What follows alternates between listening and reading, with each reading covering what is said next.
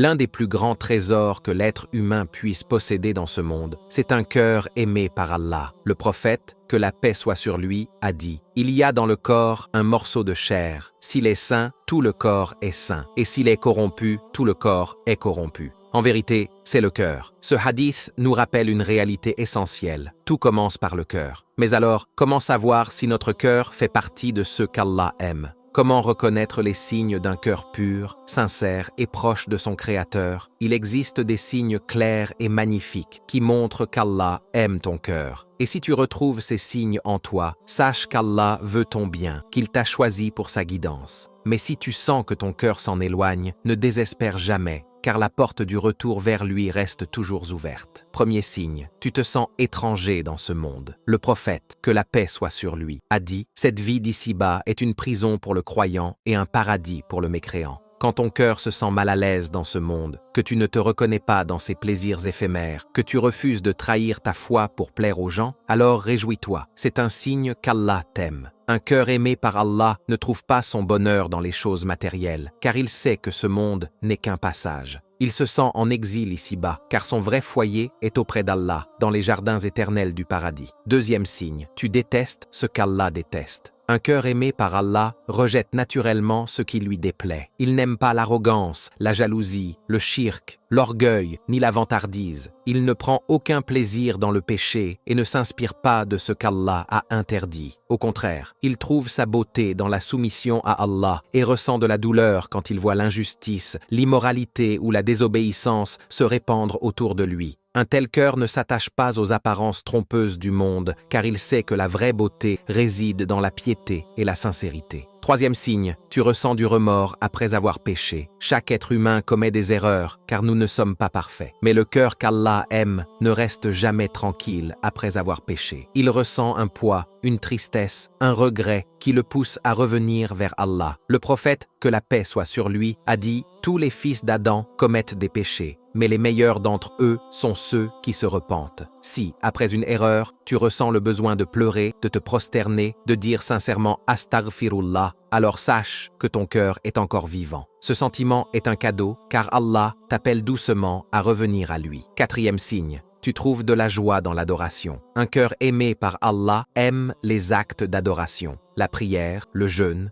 le dhikr, la lecture du Coran ne sont pas pour lui des fardeaux, mais des sources de bonheur et de paix. Il attend avec impatience le moment de se tenir debout devant son Seigneur. Quand tu ressens une sérénité profonde pendant ta prière, quand ton cœur s'apaise en récitant le Coran, ou quand tu te sens honoré d'obéir à Allah, alors sache que ton cœur est sur le bon chemin. Car l'amour d'Allah transforme l'obligation en plaisir et la dévotion en joie. Cinquième signe, tu cherches la sincérité avant la quantité. Un cœur aimé d'Allah ne se vante pas de ses bonnes actions. Il ne prie pas vite pour cocher une case, ni ne donne l'aumône pour être vu. Au contraire, il se demande toujours « Mon acte est-il sincère? Allah l'a-t-il accepté ?» Souviens-toi d'Ibrahim, que la paix soit sur lui. Après avoir construit la Kaaba, il a dit « Seigneur, accepte ceci de nous, car tu es l'audient, l'omniscient. » Le croyant sincère ne cherche pas à impressionner les gens, il cherche l'acceptation d'Allah. Il perfectionne ses prières, purifie ses intentions et veille à ce que chaque acte